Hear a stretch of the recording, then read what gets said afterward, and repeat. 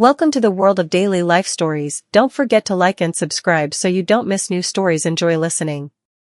The beginning of the storm. The sun was setting low over the city, its golden glow casting long shadows across the airport tarmac. Inside the bustling terminal, travelers hurried to their gates, their steps echoing against polished floors. Among them was Madeline Wright, a striking and dignified woman in her mid-60s. Though she was one of the wealthiest black women in the country, a billionaire entrepreneur and philanthropist, her appearance remained understated. A tailored navy blue pantsuit, sensible shoes, and a thin gold chain at her neck gave no hint of her immense fortune. Madeline had spent the morning delivering a keynote speech at a prestigious international business summit. Her words had inspired CEOs and rising entrepreneurs alike as she spoke passionately about overcoming adversity, breaking barriers, and giving back to the world. For Madeline, wealth was never about status, it was about making a difference. Her most recent project, a $20 million initiative to build schools in underserved regions of Africa and South America, had drawn worldwide praise. As she approached the boarding gate for her flight to New York, where she had another major charitable event scheduled, Madeline exhaled deeply. It had been a long, fulfilling day, but she was ready to relax. A first-class seat on this flight promised quiet reflection time, a chance to recharge and gather her thoughts. Madeline passed through the priority line with her usual calm confidence. Yet as she handed her boarding pass to the gate attendant, a fleeting look of surprise crossed his face. The young man quickly masked it with a tight-lipped smile, scanning the pass and gesturing toward the jet bridge. Madeline noticed the look. She always did. Over the years, she had grown used to that initial reaction, a mix of disbelief and curiosity. A black woman of her age and demeanor often didn't fit the stereotypical image of someone in her position, and though it no longer surprised her, it still stung, like a small paper cut that refused to heal. As she entered the airplane, Madeline felt a sense of relief.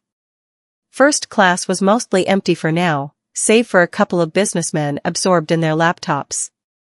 She stowed her modest leather handbag in the overhead bin and settled into her plush window seat, appreciating the quiet and comfort. She pulled out her tablet and began scrolling through notes for her upcoming speech. It wasn't long before the cabin filled with the murmurs of boarding passengers and the clatter of luggage. Madeline paid little attention, already deep in thought. Suddenly, she noticed a sharp, clipped voice nearby. "Excuse me, ma'am." Madeline looked up, meeting the disapproving gaze of Tina Caldwell, the lead flight attendant. Tall, sharp-featured, and impeccably dressed, Tina's crisp uniform and no-nonsense demeanor exuded authority. But her eyes held something else, a thinly veiled skepticism. "Yes?" Madeline responded politely. "Are you sure you're in the right seat? This section is for first-class passengers only." Tina's tone was soft, but edged with condescension, as though explaining something to a child. Madeline blinked, momentarily caught off guard. "Yes, I'm quite sure. Seat 3A. Tina's brows furrowed as though she hadn't heard correctly. "Do you have your ticket?" Madeline hesitated for a moment, her calm composure unshaken, but her heart sinking. This wasn't the first time someone had questioned her presence in a first-class cabin. She had faced prejudice in boardrooms, luxury hotels, and elite circles throughout her life. Yet no matter how successful or accomplished she became, these moments, being judged unfairly and scrutinized, always felt like a slap to the face. Still, she refused to let her anger show. "Certainly," she replied smoothly, retrieving her ticket from her purse and holding it out. Tina took the ticket with a forced smile, but examined it far longer than necessary. She scanned the details, flipping it over and glancing at the electronic device in her hand. Around them, the cabin grew quieter as other first-class passengers noticed the interaction. A few exchanged curious looks, while others pretended not to see, burying themselves in newspapers and phones. "Everything seems in order," Tina finally said, handing the ticket back.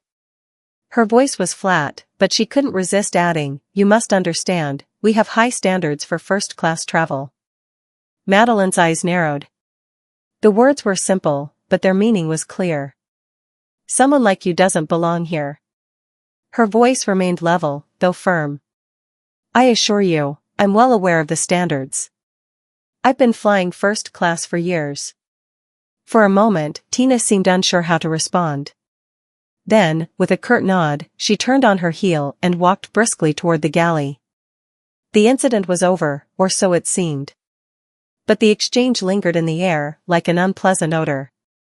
Madeline exhaled slowly, refusing to let it ruin her evening. She had overcome far worse in her lifetime.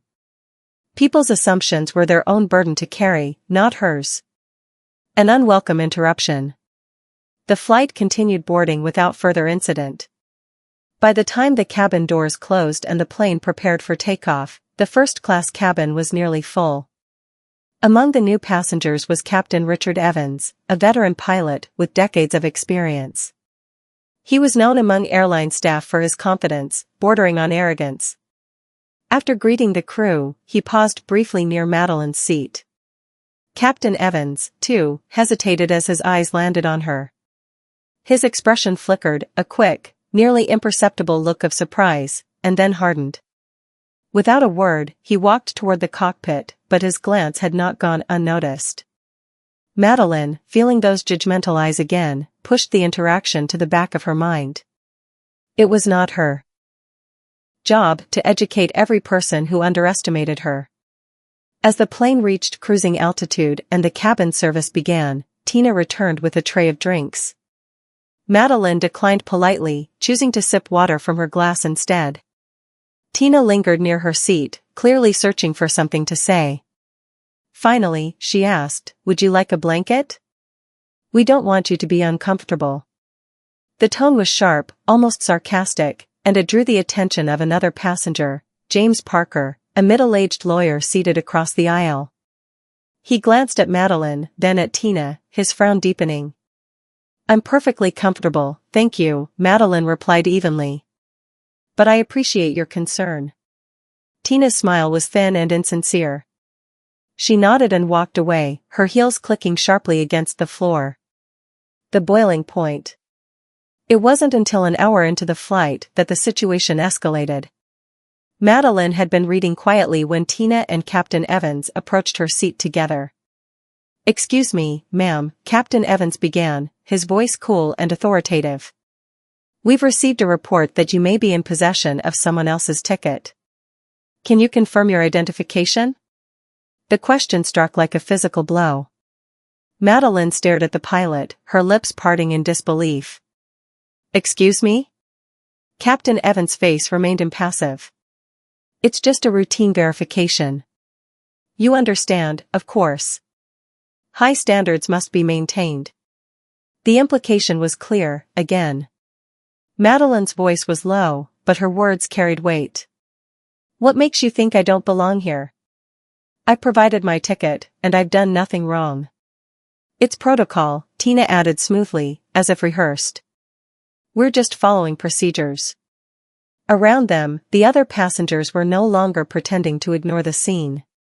Whispered murmurs floated through the cabin, and James Parker, still seated across the aisle, stood up. "This is ridiculous," he said firmly, addressing Captain Evans.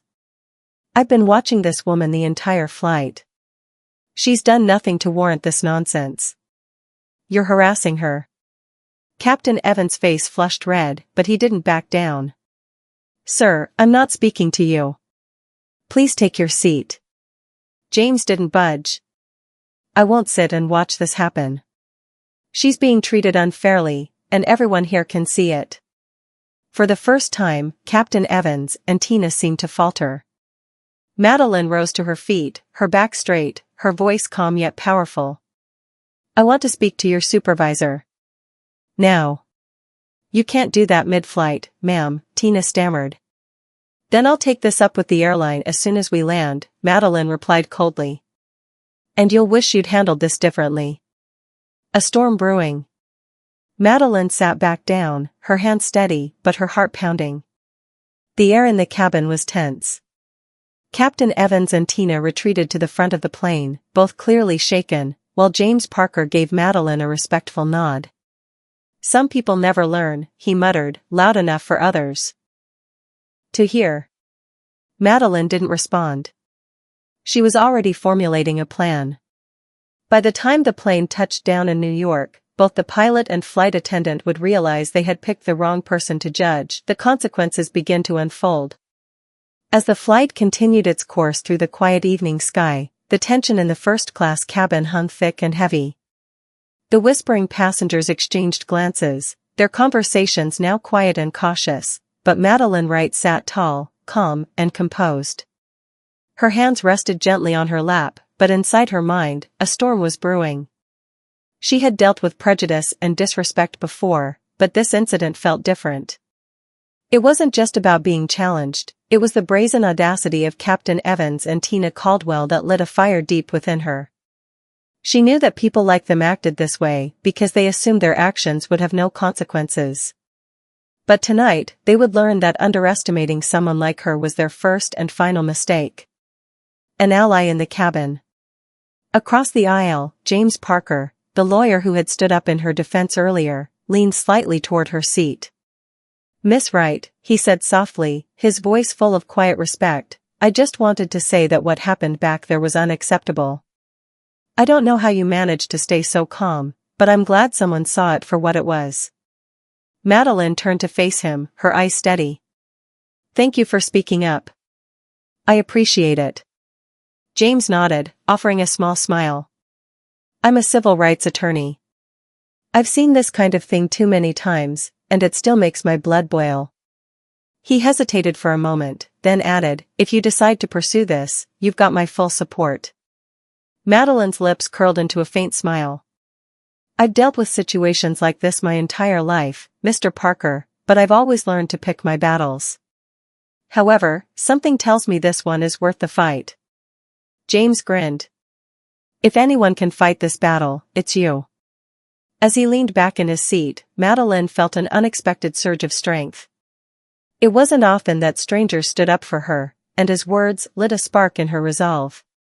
The situation had moved beyond mere humiliation, this was about setting a precedent. If her silence allowed their actions to go unchecked, others like her would endure the same mistreatment. Landing in New York. The remainder of the flight passed uneventfully. Captain Evans remained in the cockpit, likely to avoid any further confrontations, while Tina Caldwell kept her distance, her confident demeanor visibly shaken. When the plane began its descent into New York, the bustling cabin returned to life as passengers prepared to deboard. Madeline waited patiently, allowing others to pass by her seat as she gathered her belongings. James Parker lingered by her side. "Do you have someone waiting for you?" he asked. Madeline nodded. "Yes, my assistant is meeting me at the gate." "Good," James replied. "If you need anything, please don't hesitate to call me. I meant what I said earlier, I'd be honored to help you take this further." Madeline gave him a gracious smile. "Thank you, Mr. Parker. I'll keep that in mind." As she stepped off the plane, the cold air of the terminal washed over her like a welcome breeze. Waiting just beyond the gate was Kendra Dawson, Madeline's loyal assistant and right-hand woman for over a decade. Kendra, a tall woman in her early 40s with sharp features and a confident stride, spotted Madeline immediately and rushed toward her. "Madeline. I trust the flight was," Kendra's cheerful tone faltered as she noticed Madeline's expression. "Is everything all right?" Madeline exhaled sharply. "Not quite. Let's walk. I'll explain on the way." A plan takes shape. In the back seat of the sleek black town car waiting outside the airport, Madeline recounted the events of the flight to Kendra.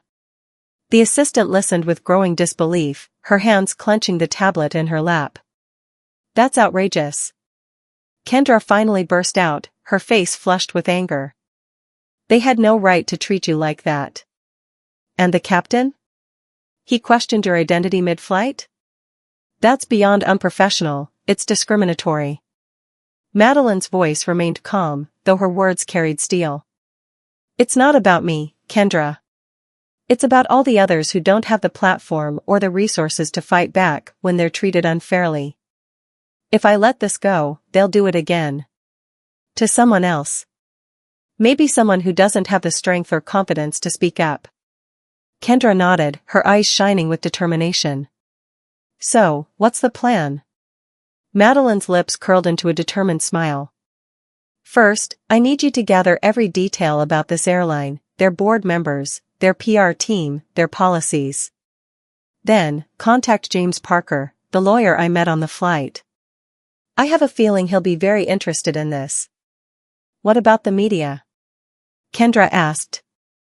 Madeline shook her head. Not yet. I want to handle this quietly at first. I'll give them the opportunity to do the right thing. If they refuse, she paused, her gaze sharp. Then we'll escalate. Kendra grinned. Understood. I'll have the information ready by morning. The meeting that shook the airline. By the next afternoon, Madeline's team had arranged a private meeting with the airline's senior executives. Seated in a gleaming conference room high above the city, Madeline faced a group of nervous men and women in tailored suits. At the head of the table sat Stephen Grayson, the airline's CEO, a man known for his no-nonsense approach to business.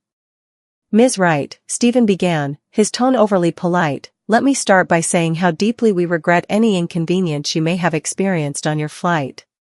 Customer satisfaction is a priority for us. Madeline's gaze remained steady. This isn't about inconvenience, Mr. Grayson. It's about systemic prejudice within your staff and the culture that allows it to thrive. I was humiliated, questioned, and scrutinized for no other reason than the assumptions your crew made about me. Stephen shifted uncomfortably in his chair. I assure you, we take these matters very seriously. The crew in question will be disciplined. Madeline raised a hand, cutting him off. Discipline isn't enough. I want to know what you're going to do to ensure this never happens again, not just to me, but to any person of color who flies with your airline. The room fell silent. Madeline's words hung in the air like a challenge. Stephen exchanged glances with his team, clearly caught off guard by her directness. Ms. Wright, Stephen said finally, what exactly are you proposing? Madeline smiled, a calm, calculated smile.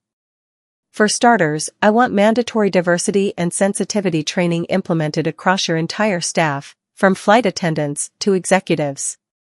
I also want you to establish a zero-tolerance policy for discriminatory behavior, with real accountability. Stephen hesitated. That's quite an ask. Madeline's smile didn't waver. It's not an ask. It's a condition. If you refuse, I'll take this public. And I assure you, Mr. Grayson, the story will not reflect well on your company. Stephen leaned back in his chair, clearly weighing his options. He knew the power Madeline held, not just her wealth, but her influence. If she went public, the airline's reputation would suffer irreparable damage. After a long pause, Stephen exhaled sharply. Very well, Ms. Wright. We'll implement the changes you've outlined. Madeline nodded, satisfied. Good.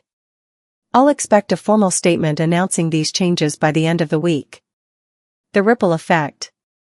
Word of the incident and the airline's response spread quickly, though Madeline never sought the spotlight.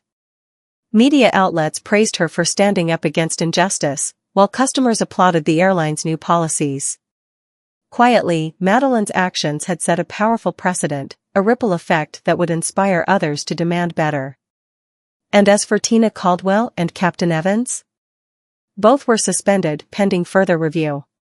For the first time, they realized the devastating consequences of their actions. Their prejudice had cost them their careers, while Madeline Wright's grace and strength had transformed the airline itself. As Madeline boarded her next flight a week later, this time greeted with respect and courtesy, she smiled softly to herself. Change wasn't always easy, but it was always worth the fight. The awakening of a movement. Madeline Wright's actions had begun as a personal stand for dignity and justice, but what she didn't expect was how her experience would resonate far beyond the confines of that airplane cabin. Within days, the airline's decision to implement mandatory diversity and anti-discrimination training was headline news across major media outlets. Social media platforms exploded with conversations surrounding the incident, sparking debates, discussions, and a flood of personal stories from individuals who had faced similar prejudices. What had started as a confrontation in a first-class seat was now evolving into something much bigger, a movement that demanded accountability, fairness, and respect in places where it had been lacking for too long. The story goes viral. Madeline had always shied away from publicity.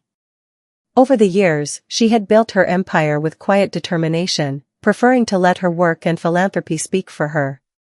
But this time, she could not remain invisible. On the third morning after the meeting with the airline's executives, Kendra walked into Madeline's office, clutching a tablet and looking breathless. "You're trending," Kendra announced, her voice a mix of disbelief and excitement. Madeline looked up from the reports she had been reviewing. "Trending? I didn't do anything worth trending." Kendra shook her head and handed over the tablet. On the screen, Madeline saw her own image, likely taken from one of her keynote speeches, plastered across news headlines and viral posts. Underneath, bold captions screamed, "Billionaire stands up to discrimination in first class, and wins. Madeline Wright, a modern symbol of grace and justice." Madeline Wright sparks change after confronting airline discrimination. Madeline scrolled through the posts and was stunned by the flood of support. Thousands of comments poured in, recounting stories of injustice people had faced in their own lives. Some were subtle microaggressions, others were blatant acts of prejudice. "What have we started?" Madeline murmured, her voice low. Kendra grinned. "A fire." "You've started a fire, Madeline. People are finally talking. They're telling their stories because you told yours, even when you didn't mean to." Madeline sat back in her chair, her thoughts racing. It was a strange feeling, humbling, empowering, and daunting all at once. The story wasn't just hers anymore.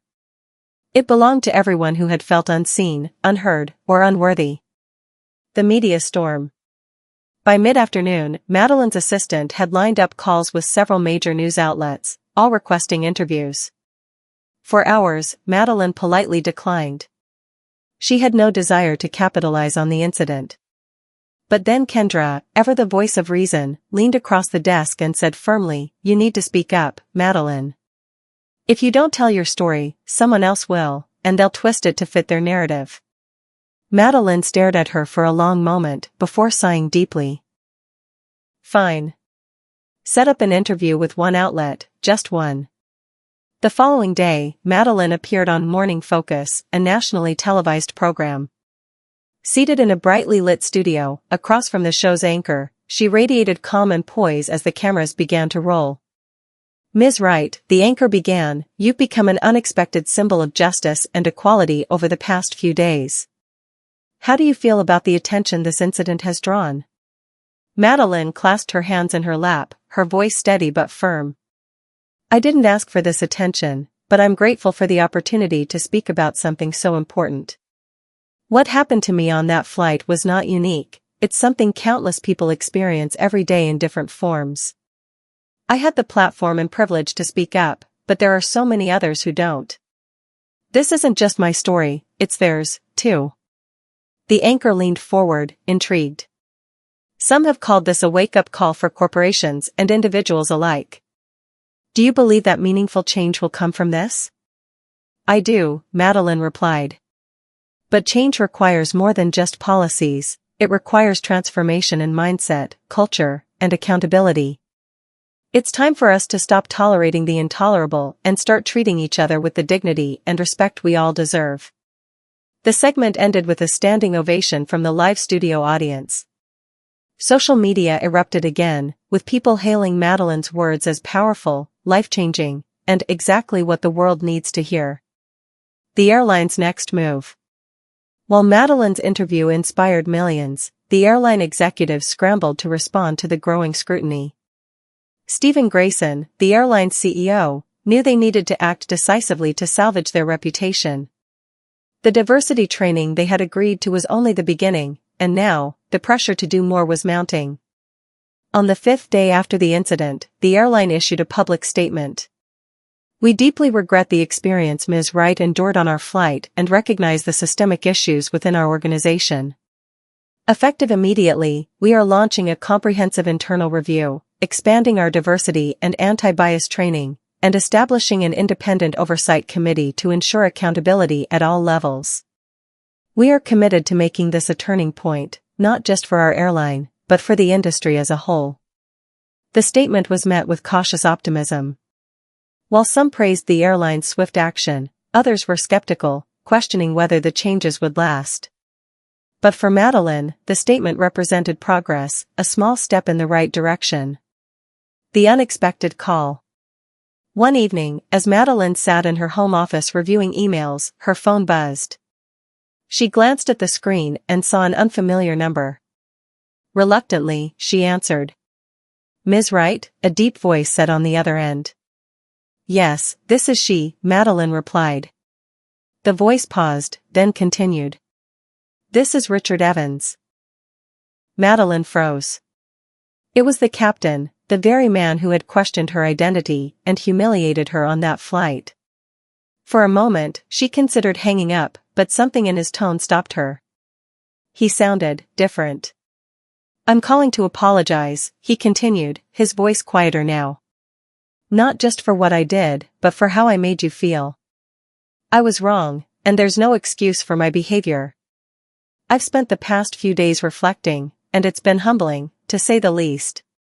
Madeline was silent, allowing him to speak. "I never saw myself as someone who held prejudice," he admitted, his voice cracking slightly. "But looking back, I realize I made assumptions about you based on nothing but appearances. I failed as a leader and as a human being.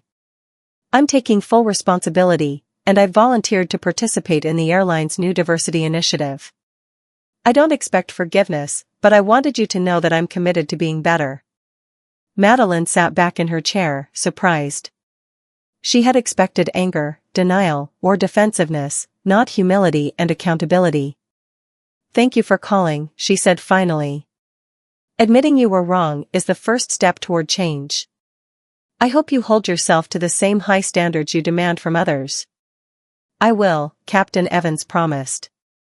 "And I'll make sure my crew does, too." As Madeline ended the call, she felt something unexpected, hope. Perhaps people really could change, given the right push and the courage to confront their own flaws. The spark of change. Days turned into weeks, but the momentum didn't stop.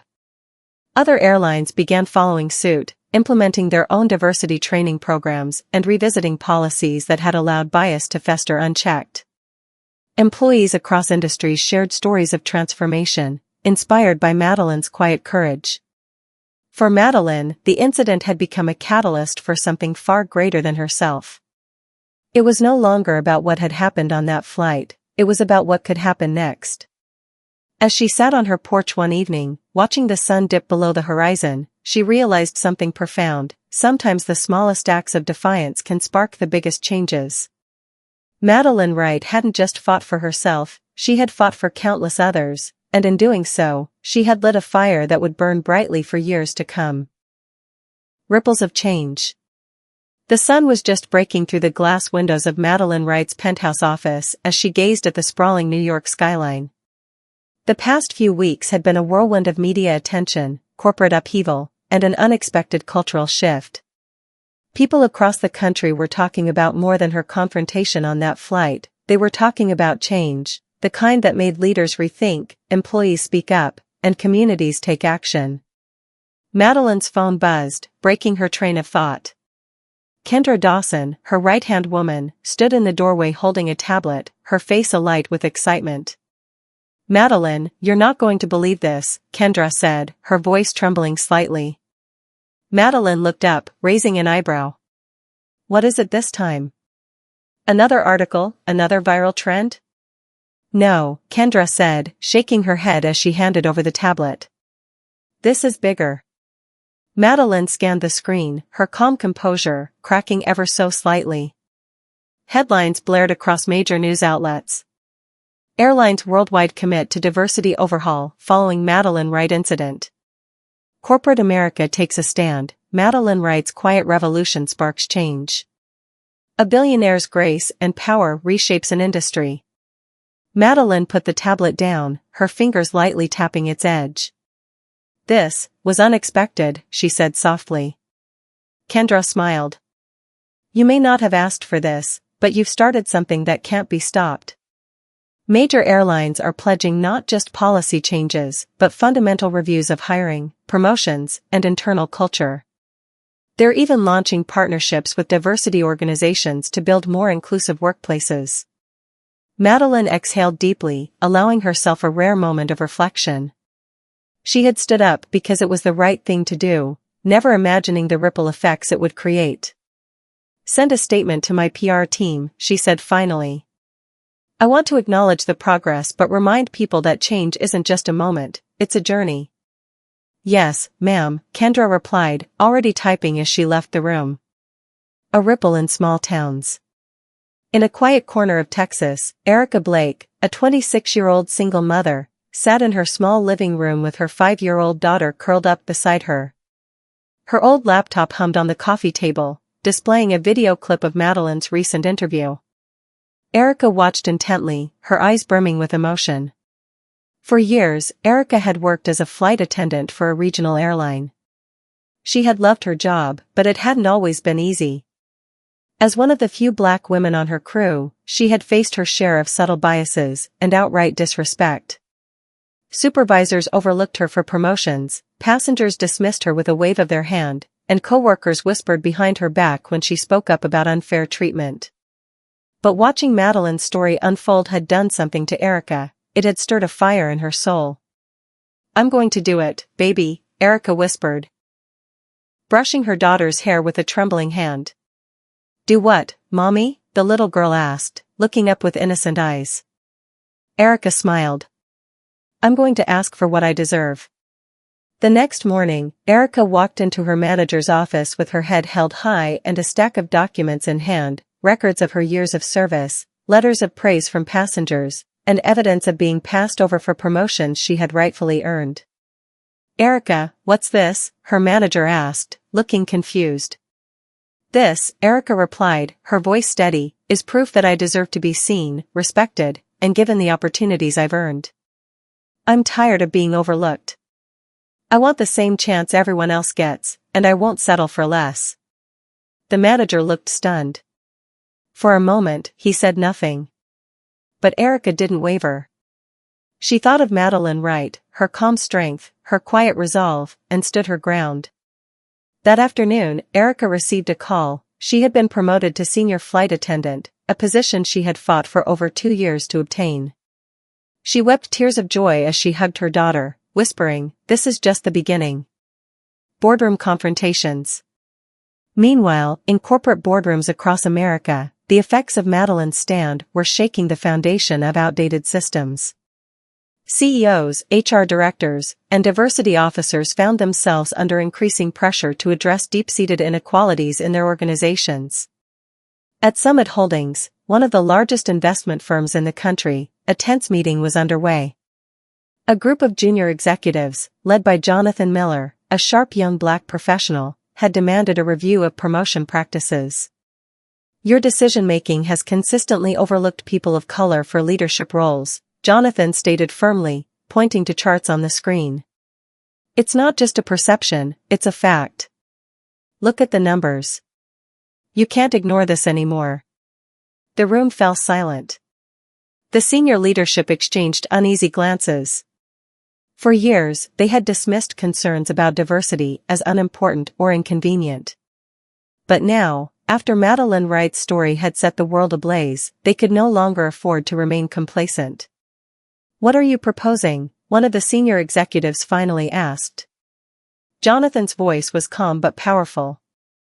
I'm proposing a complete overhaul of how we hire, promote, and retain talent. I'm proposing accountability, real accountability, because it's long overdue. For the first time, they listened. Madeline's unexpected letter. Weeks later, Madeline sat in her study, reviewing correspondence that had poured in from around the world. Letters, emails, and notes arrived by the hundreds, each one a testament to the quiet revolution she had ignited. One letter caught her eye. It was written in delicate, sloping handwriting on thick cream-colored paper. Dear Ms. Wright. I was the flight attendant on your flight. My name is Tina Caldwell. Madeline's breath caught as she read.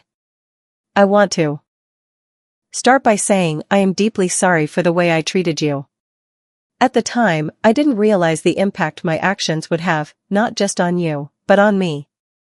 I've spent the past month reflecting on what happened, and I now understand that my behavior was rooted in unconscious bias and ignorance.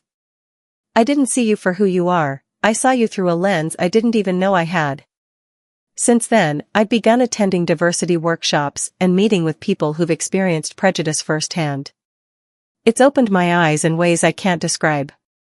I want to thank you, not for forgiving me, because I don't expect that, but for showing me the truth about myself.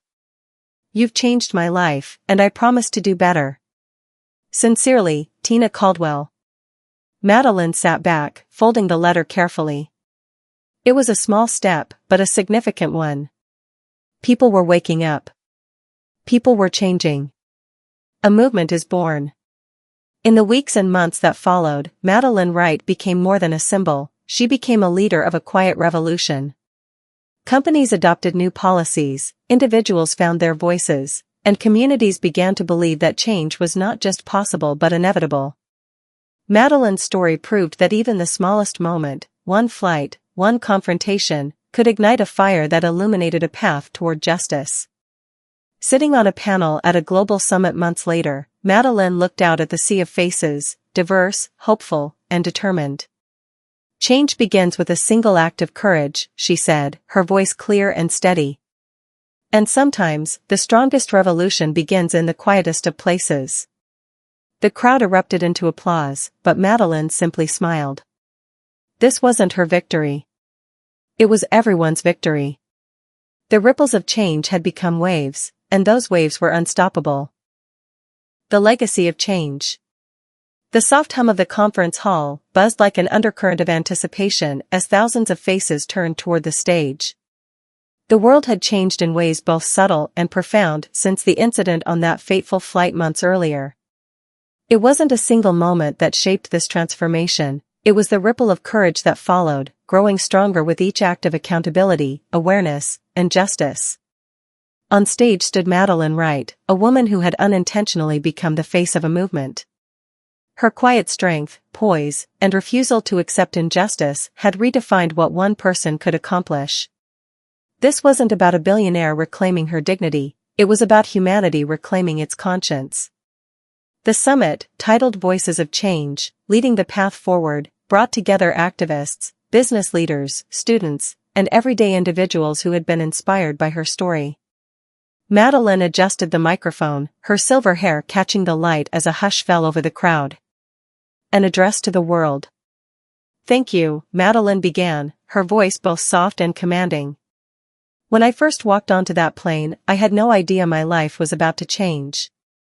I was just a woman trying to return home after a long day's work, no different from anyone else.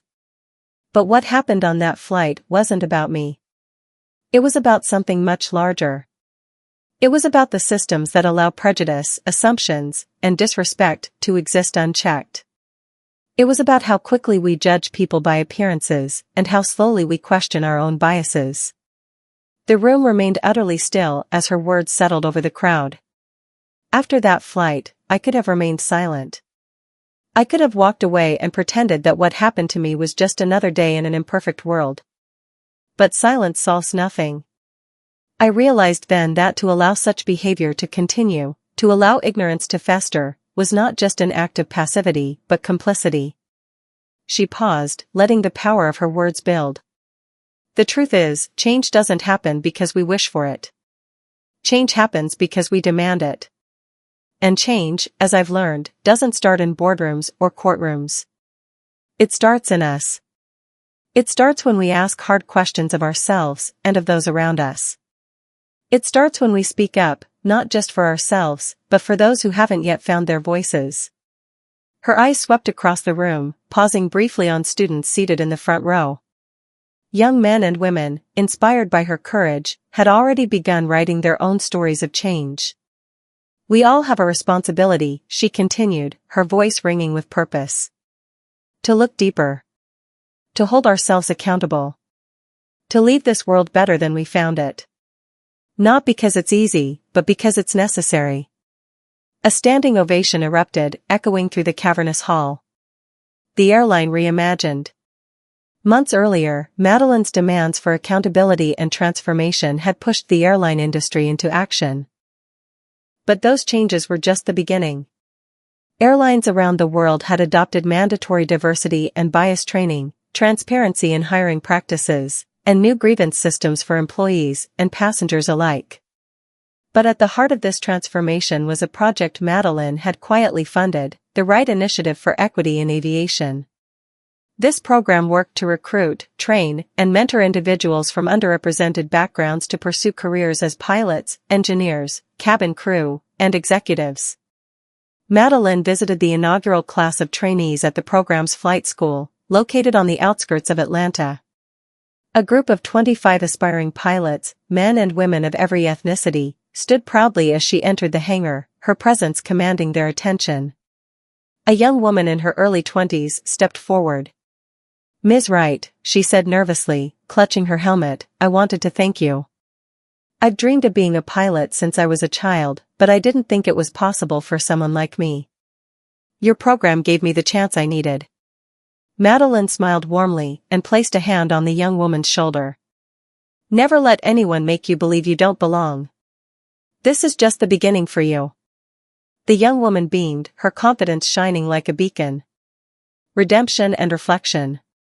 Far from the limelight, there were those who had been personally changed by the experience, most notably Tina Caldwell and Captain Richard Evans. Their actions on that flight had sparked the fire that engulfed their lives and reputations. Initially suspended, both had been given opportunities to redeem themselves through mandatory training, community service, and deep reflection. Tina, the once arrogant flight attendant, now led workshops on unconscious bias and empathy within her airline.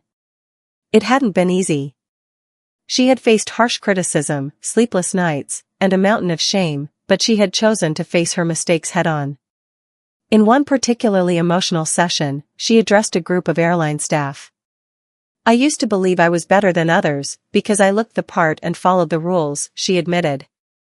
"But that day on the plane, I let my assumptions and prejudice define me. I let them control my actions, and I hurt someone who didn't deserve it. I didn't see the person in front of me, I only saw what I expected to see.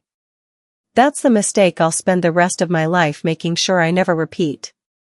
Captain Richard Evans, too, had transformed. Retired from flying, he now worked as an advocate for ethical leadership and accountability in aviation. When asked why he had chosen this path, he replied simply, "Because I failed as a leader, and I needed to fix that." Leaders don't just guide people, they own their mistakes, learn from them, and help others do the same. A movement sustained. Back in New York, Madeline received letter after letter from students, CEOs, and ordinary people who had been inspired to demand more of themselves and the systems around them. Her quiet stand had become a sustained movement that encouraged people to speak up and fight for fairness wherever injustice lingered. One letter stood out. "Dear Ms. Wright, I used to think no one could change the world, that our voices didn't matter. But you showed me that even one person can make a difference. I just graduated college, and I'm starting my career with the belief that I can be a part of that change.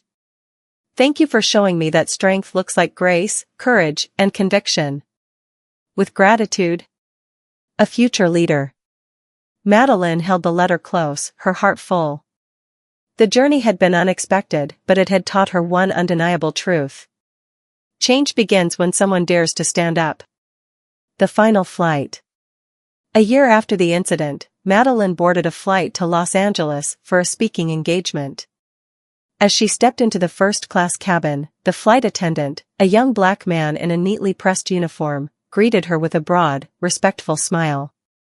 "Welcome aboard, Ms. Wright," he said warmly. "It's an honor to have you with us today." Madeline returned the smile, feeling the weight of how far they had come. She settled into her seat and gazed out the window as the plane soared into the clouds. The world wasn't perfect. There was still work to be done, battles to fight, and minds to change. But for the first time, Madeline allowed herself a moment of peace. Because this time, when she looked out at the horizon, she knew she had made a difference. And that was enough.